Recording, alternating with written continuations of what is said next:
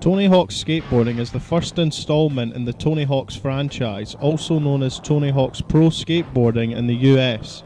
Developed by Neversoft and published by Activision and released on PlayStation 1 on September 1999 in North America and then on October 1999 for Europe. It would later be released on other platforms in the following years such as the Nintendo 64, Game Boy Color, Dreamcast and the Nokia N-Gage mobile gaming device. This was the first time the Neversoft team would develop a sports title. Neversoft had previously just released the game Apocalypse starring Bruce Willis based on the hit film. It was at this time Neversoft were toying with the idea of creating a skateboarding game. In the early stages of the prototype it was very basic, using the game engine that they created their previous title Apocalypse on, with a character which was Bruce Willis on a board skating around, and this is when they knew the project had potential.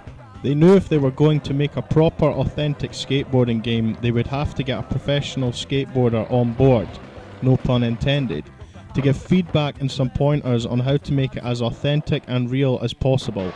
At this point they would come into contact with the man himself, Tony Hawk, who was very impressed with the work they had done on the prototype and seen it had potential to become a smash hit game. He would then agree to get involved with the team and help out with the project. On its release it was met with critical acclaim by critics in the gaming industry. It received platinum status on the PlayStation 1 and reaching sales up to 300,000 in the United Kingdom alone. It was also one of the highest selling games on the PlayStation in 2000 and got a rating of 92 out of 100 on Metacritic.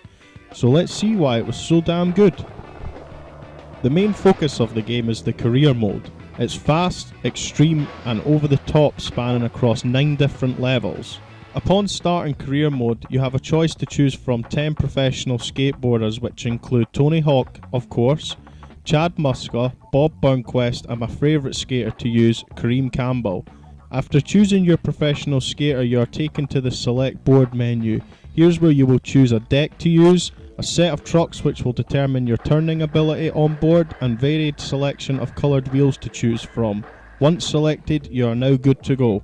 You will start out in the first stage at the warehouse. Each stage has 5 goals and a 2-minute timer. For the most part they are the same bar one. Each stage has its own level specific goal. For example, in the warehouse there are 5 boxes to smash, in the mall 5 directional boards to smash, and so on.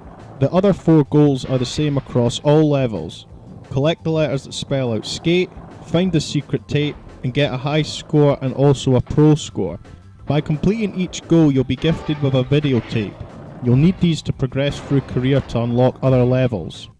3 out of the 9 levels are skate competitions. Each competition has 3 rounds or heats where you'll battle to get the highest score. The last one in the Roswell level was very difficult but satisfying when you actually manage to complete it and get the gold medal. Each level has a great layout and the variety of environments and tricks you encounter in the game will give it a great over-the-top feel for the sport at its time.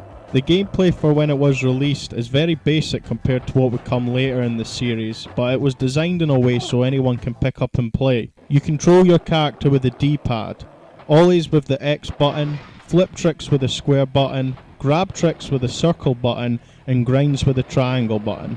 Flip tricks and grab tricks can be performed by pressing in either button along with the D-pad in any direction to pull off different tricks. You also have a special meter which fills up from doing a combination of tricks, and when it's filled up you can execute a special move, with each character having their own unique special trick. Now there are very few and minor glitches in the game as you would expect, but I had never encountered a proper glitch until I was recording the game footage for this. But look what happened here. I have no idea how to explain that. Now even though this is the first installment in the series, you cannot speak about Tony Hawk's games without mentioning the soundtrack. From the intro with Dead Kennedys with the classic punk song Police Truck to Goldfinger's top tune Superman. A few other mentions would be Primus with Johnny Was a Race Car Driver and Suicidal Tendencies Psycho Vision, which was the first time I would hear this band and later in life become obsessed with. The game also has a 2-player mode which is great fun with a friend and a pack of beer. It's split screen and there's 3 game types to choose from: graffiti, horse, and trick attack. In graffiti, both players battle it out on a level of their choosing, doing tricks on objects in the environment such as rails and ramps. The player with the highest trick score on any object will be coloured to represent they have performed the highest score on it. If you want to claim it as your own, you must beat their trick score on that object. Trick attack is self-explanatory. Both players have a time limit and have to battle it out against each other to get the best score before the time limit runs out. The player with the highest score wins. Simple. The last multiplayer game is horse, or whatever you want to edit it as. Both players are given a time limit where they need to land the highest score. The loser of that round is given a letter represented to the name. The player that has all the letters representing the name chosen loses.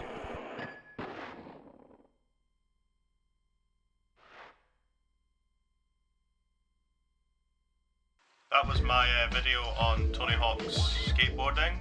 I hope you enjoyed it. I think it's an absolute classic, and it's definitely one that I go back to whenever I'm playing the PlayStation.